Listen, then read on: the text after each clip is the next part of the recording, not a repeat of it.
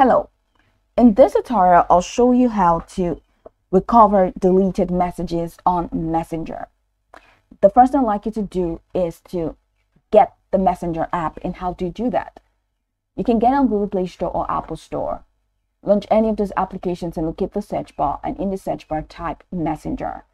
Follow through with the on-screen instructions to install. After installing, it's going to take you right into the sign up page for Messenger.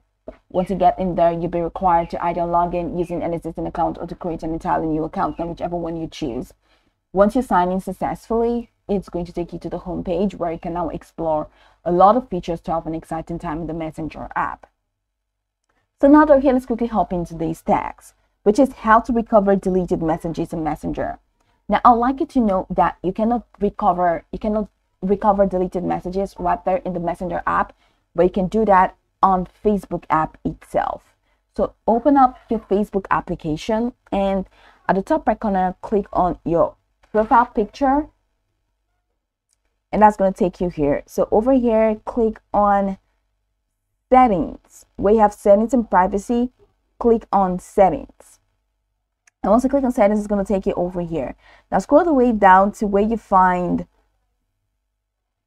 download your information. Over you have your information, and you have download your information, transfer a copy of your information.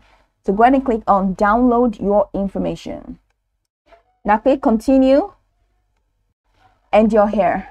So your information includes things that you've shared, your activity, and things that we collect. So first, choose the information that you want. Then when your files are ready, we can transfer them to another service, or you can download them to your device.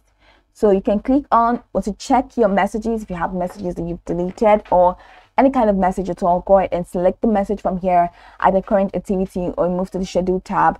And after selecting what you want to download, go ahead and click on the done option at the top right corner of your screen, and you see that all your messages will be downloaded and recovered.